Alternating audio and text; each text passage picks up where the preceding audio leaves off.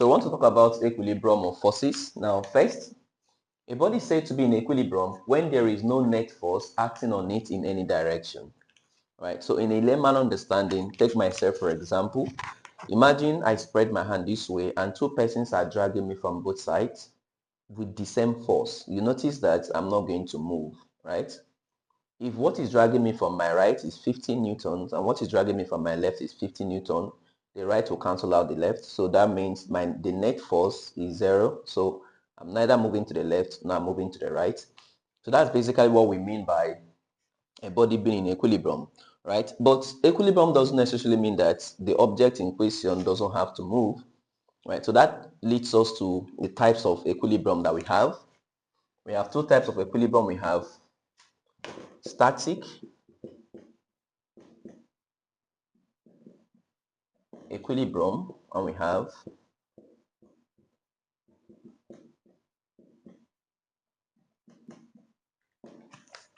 static equilibrium and we have dynamic equilibrium. Now, static equilibrium is what I just described, all right? So in terms of definition, we said when there is no net force acting on a body and the body is at rest, that is static equilibrium. But in dynamic equilibrium, a dynamic equilibrium refers to as a body moving with constant velocity, right? In static equilibrium, the body is at rest, that means it is not moving, and the net force is 0.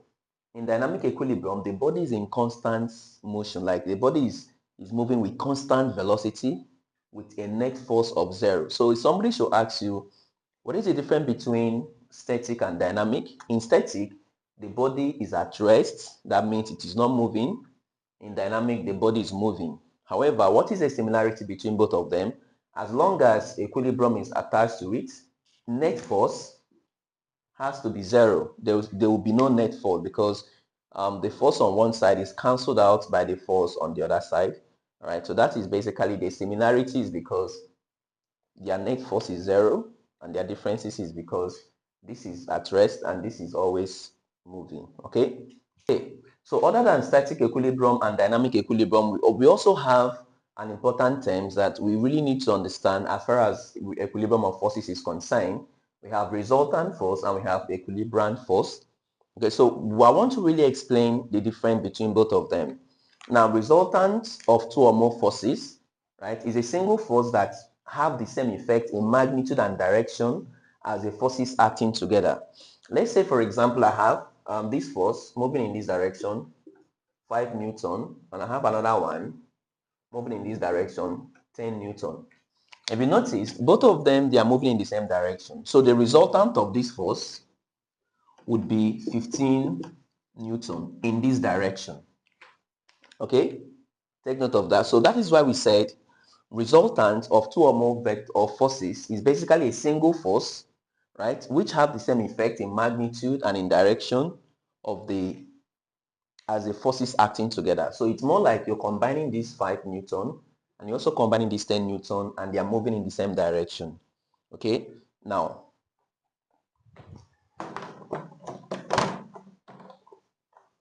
what is the difference between resultant and equilibrant force? Resultant acts in the same direction, right, with the forces, whereas equilibrant is more like a balancing force. Okay, so imagine two forces. We have, let's say, 10 Newton pulling up. We have another force, 10 Newton pulling up, right? These two now are acting upward. So if I must balance this guy, they need to be a force that is going to act downward that will balance these two forces. All right, so that is why we said equilibrant of two or more forces is a single force which will balance all the other forces taken together. It's equal in magnitude but opposite in direction to the resultant. So if I find the resultant of these two forces, the resultant of these two forces, let's say, is R, right? So this equilibrant force will be opposite to the resultant of this. Remember, resultant is basically a single force, right, that is actually going to act in the same direction of the forces that is combining to form the resultant. So if I find the resultant of these two, and these two forces are pointing upwards. That means the resultant will also point upward. So the opposite of the resultant is what we call equilibrium. Okay, so another example of I can use to explain equilibrium force is more, imagine somebody sitting, imagine this is a bench and somebody places a block of wood here. Apparently this thing is going to tilt downward. Okay, then if somebody else tries to balance this force by putting his hand here to push it up, you're thereby balancing this force. So this becomes an equilibrium force, right? So take note of this, that a resultant force is actually a single force that acts in the direction of the force, right? In magnitude and in direction. Whereas a equilibrium force is a single force that actually balances the other forces, right? It is equal in magnitude but opposite to the resultant of those forces. Okay, now what are the various ways in which questions can be asked on the equilibrium of forces? Now questions can be asked in different ways, but the most important is what are the various ways in which we can solve calculations under this guide? The first one, we have resolution of vectors, right? So we can actually resolve resolution of forces. We can resolve forces into vertical components, right, and equate it to the equilibrant. Or we can use a Pythagoras theorem if the angles are not given, but just angle 90, that's right angle triangle. We can use sine rule and we can use cosine rule. Now we're going to try as much as we can to solve at least one question using each of these methods of calculations. Now we have a question here. It said two strings, each inclined at an angle of 30 degrees to the horizontal, are used to hold a bucket of water weighing 20 Newton. Calculate the tension in each string. So let's put up a schematic representation of that. So let's assume this is horizontal and the first string, and this is the second string, and this is 30 degrees. This is 30 degrees, right? Now, this is attached here, so it's pulling down. So let's assume this is a bucket of water.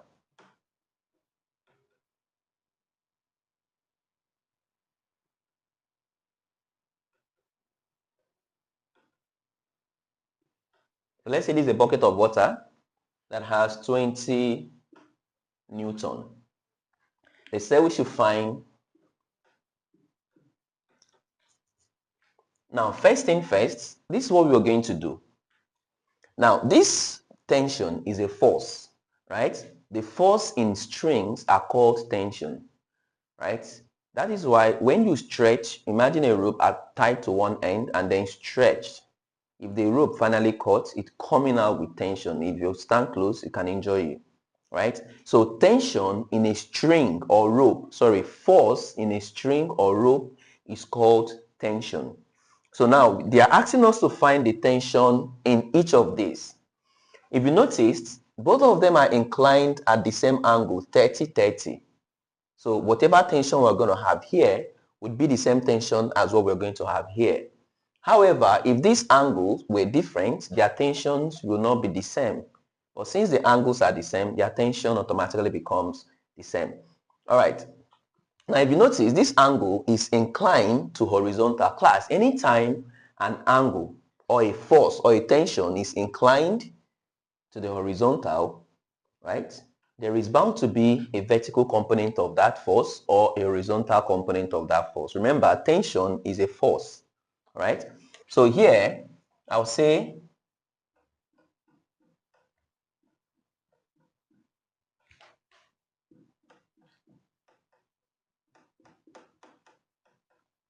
I want to find the vertical component because this force that you're seeing is slanting. So this force has the vertical component. It also has a horizontal component, right? Now, if you have not watched my video on resolution of force or vectors into vertical and horizontal, please do well to click the link and actually watch the video. I've actually treated how to resolve forces, that is vectors, into vertical and horizontal components. Okay, but without stressing so much, I'll give us a formula. Okay, So first thing first, what are we trying to do? We want to find the effect of this force or this tension on the vertical so that we can equate it to this equilibrium. Remember, equilibrium force or the equilibrant force is always acting in opposite direction. So if something is dragging down, if it was like this, right, that means this would have been equal because this is straight. But once something is inclined to a horizontal, this force, right, has a vertical component which is Fy and has horizontal component which is Fx. But in this case, we are not interested in the horizontal. We're only interested in the vertical because that is what will be opposite to this. This is going down. So we need to find the opposite of what is going up, right? So for us to do that, we say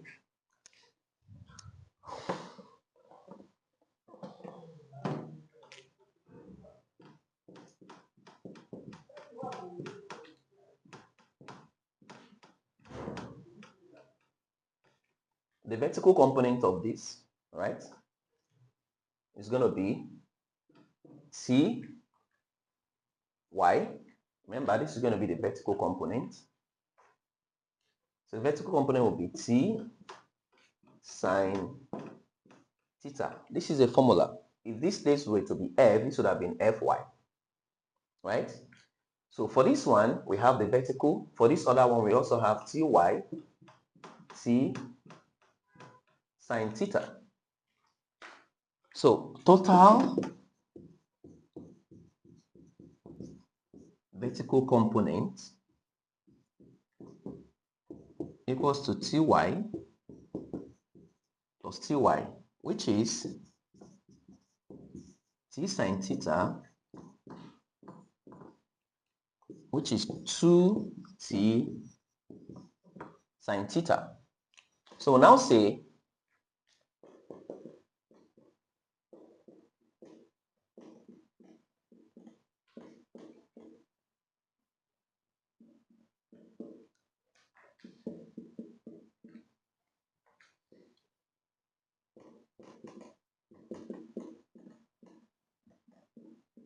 now we're going to equate the total vertical component to the weight of the bucket, which in this case is acting as the equilibrium force. So this becomes 2T sine theta equals to 20. Do not forget that our theta is 30 degrees. This becomes 2T sine 30 equals to 20. T becomes 20 all over 2 sine theta, which is 20 Newton if you press your calculator. So that means that this T is 20 Newton and this T is 20 Newton, right? This T is 20, but then 20 was actually what is acting both on the vertical and the horizontal. So for us to find the one that is acting vertically, right, do not forget that this T is not the one acting downward. T is acting horizontal. T is slanting. That means it has effect on the vertical. It also has effect on the horizontal. So for us to find the one that is acting on the vertical, you come here and you say Ty equals to T sine 30.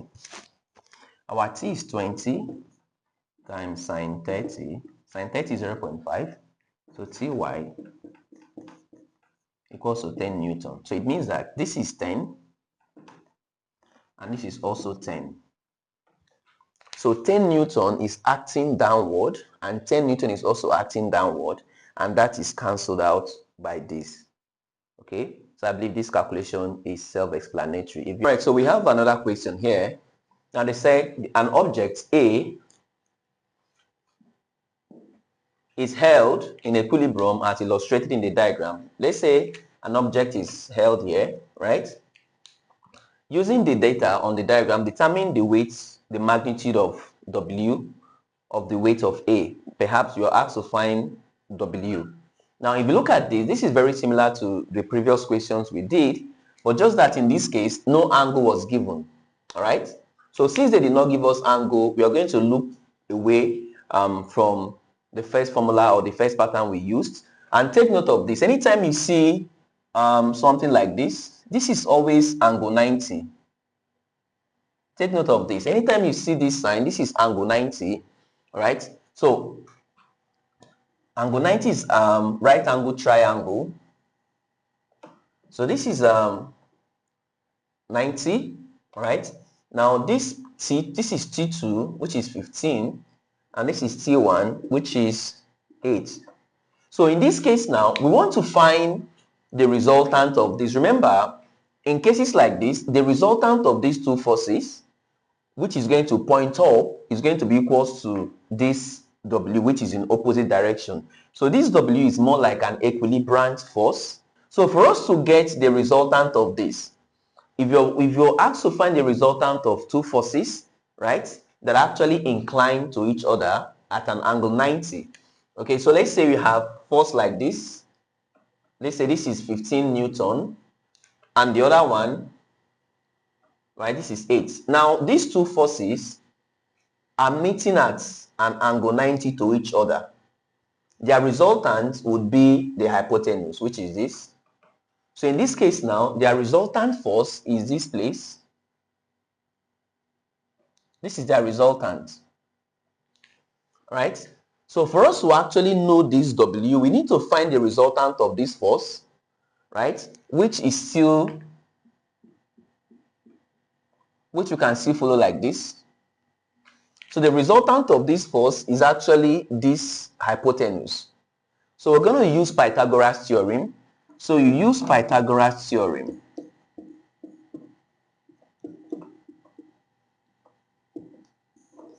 Why are we using Pythagoras theorem? Because no angle was given to us here, right? But they only gave us angle 90. This part, anytime you see something like this, please take note of this is not the same thing as this. This is angle 90. So anytime you see this angle, take note that it is angle 90. Okay?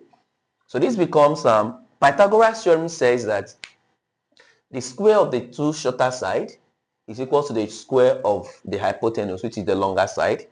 So this becomes, let's call this guy the R. Let's call this guy R, which is a resultant. So the square of the resultant, which is the longest side, is equal to the square of the two shorter side, which is 15 squared plus 8 squared. Do not forget that Pythagoras theorem, I've already done calculation involving Pythagoras theorem in our previous video, right, under vectors. Okay, so in this case now, it says that the square of the longer side, which is the hypotenuse, is equal to the square of the two shorter side. So R equals to square root of 15 squared plus 8 squared. So this is 225 plus 64, 17. So this R equals to 17 Newton. So therefore, upward force